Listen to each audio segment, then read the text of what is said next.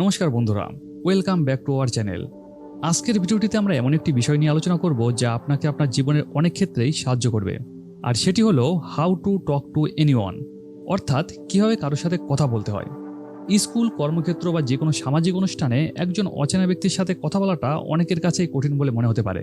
তাই আজকের ভিডিওটিতে আমরা কিভাবে যে কোনো অচেনা ব্যক্তির সাথে কথা বলতে হয় এবং কথা বলার সময় কোন কোন বিষয়ে খেয়াল রাখতে হয় তার সবকিছুই এই ভিডিওতেই জানবো। এবং এইগুলি যদি সঠিকভাবে ফলো করেন তাহলে আপনার কথা বলার দক্ষতা অনেকটাই বেটার হয়ে যাবে। চলুন তাহলে জেনে নেওয়া যাক সেইগুলি কি কি।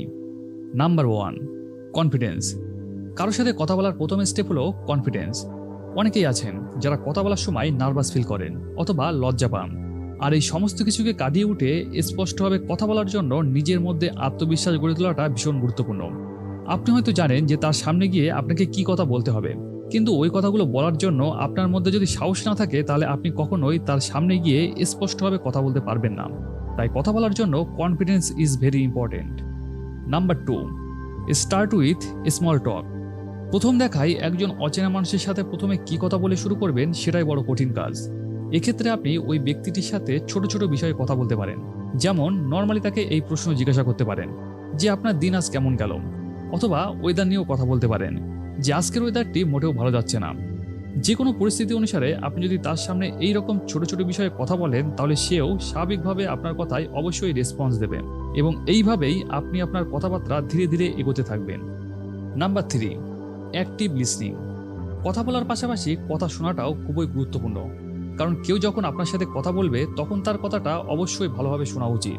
এক্ষেত্রে হালকা মাথা নেড়ে চোখে চোখ রেখে তার কথায় যথাযথভাবে সাড়া দেওয়া উচিত, কারণ এটি করলে তার কাছে এই মেসেজ যাবে যে আপনি তার কথায় খুবই আগ্রহী।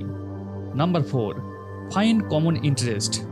মানুষেরা একে অপরের সাথে আরও বেশি সংযুক্ত হয় যখন তারা নিজেদের ইন্টারেস্টগুলি একে অপরের সাথে শেয়ার করে। তাই আপনি যার সাথে কথা বলছেন তার শখ, তার প্রিয় জিনিস এবং সে কি করতে সবচেয়ে বেশি পছন্দ করে তার সবকিছুই জিজ্ঞাসা করুন। এটি করলে আপনি তাকে আরও ভালোভাবে বুঝতে পারবেন এবং সেও আপনার প্রতি আরও বেশি আগ্রহী হয়ে উঠবে। Number 5, ask open ended question. কথাবার্তা বলার মধ্য দিয়ে আপনি যখন তাকে কোনো বিষয়ে প্রশ্ন করবেন তখন সেই প্রশ্নের উত্তর কখনোই হ্যাঁ অথবা নাতে যেন শেষ না হয়। অর্থাৎ তাকে সেইভাবে প্রশ্ন করুন যার উত্তর তাকে ব্যাখ্যার মাধ্যমে দিতে হয়। যেমন আপনি যদি কোনো একটি সিনেমা নিয়ে তাকে প্রশ্ন করেন তাহলে কখনোই এই রকম প্রশ্ন করবেন না যে আপনার এই সিনেমাটি ভালো লেগেছে কিনা, তাহলে এর উত্তর সে হ্যাঁ অথবা নাতেই দেবে। কিন্তু এর পরিবর্তে আপনি যদি তাকে জিজ্ঞাসা করেন যে এই সিনেমার কোন দৃশ্যটি আপনার খুব ভালো লেগেছে, তাহলে এর উত্তর সে একটি ব্যাখ্যার মাধ্যমে দেবে এবং এইভাবেই আপনাদের কনভারসেশন আরো ভালো হয়ে উঠবে। এবং নাম্বার 6, বি ইউর সেলফ। আজকের ভিডিওর সবচেয়ে গুরুত্বপূর্ণ টিপস হলো বি ইউর সেলফ, অর্থাৎ নিজের মতো হও। আপনি সকল সময় নিজের কাছে সৎ থাকবেন।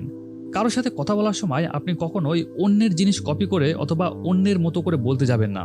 অর্থাৎ আপনি যা নন তা কখনোই দেখাতে যাবেন না।